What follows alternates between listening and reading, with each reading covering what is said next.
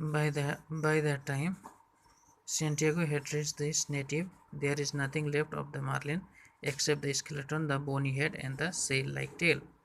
Now, next paragraph. The old man loses the battle.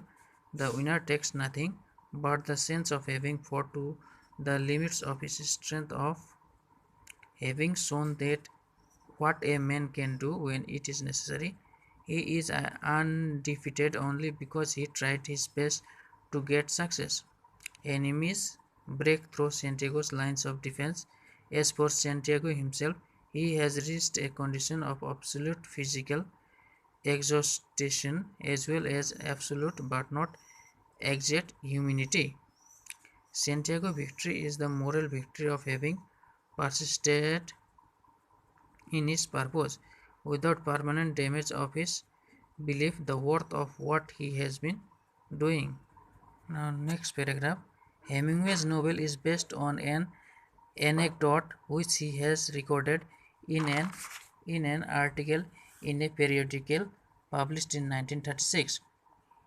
The story, as finally told in this novel, evolved slow, slowly in Hemingway's mind.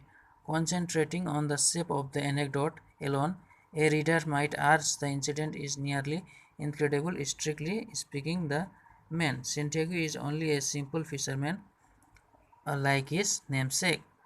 But, like William Wordsworth, lease gatherer, another old man going about his lonely professional work, Santiago acquires a high dignity. Both Wordsworth, lease gatherer, and Hemingway's fisherman belongs to the gallery of literacy immortal.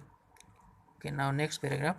Santiago bears a significant relationship to other character in the Hemingway's canon. Hemingway has left interested in the position that this will be resemble between Jesus Christ in his human aspect as the Son of God and those countless thousands men in the history of Christianity who belongs to the category of good men. Next paragraph. Three other qualities of Santiago deserve in his condition. They are Santiago's humanity, his natural pity, and his compassion. His humanity is of that well tested kind which can coexist with pride. He was too simple to wonder when he had attained it, and he knew it was not disgraceful as it carried no loss of true pride. Pride when his own disciple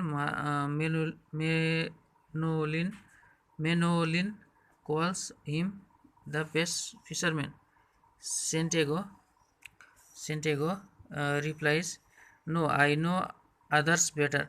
The boy then says, "There are many good fishermen and some great ones, but there is only you."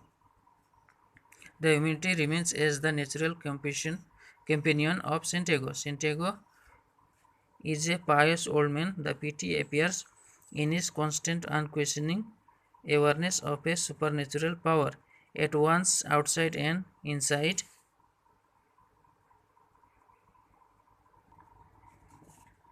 His personal struggle, along with humanity, pride, and pity, Santiago is richly adorned with the quality of compassion.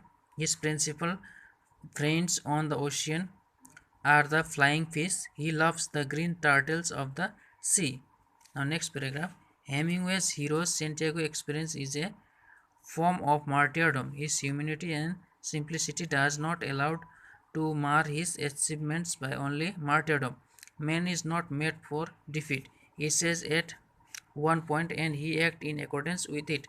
The arrival of the shark on the scene does not expect for a moment that they will let him escape uninjured.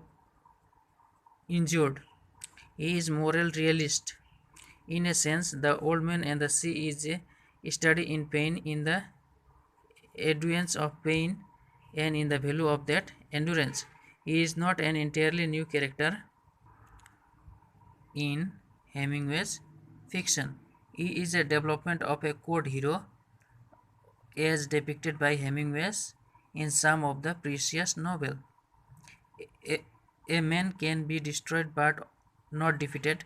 This is how Hemingway stated his theme in this novel. In fact, Santiago is the code hero, grown old and wiser. Okay, thank you.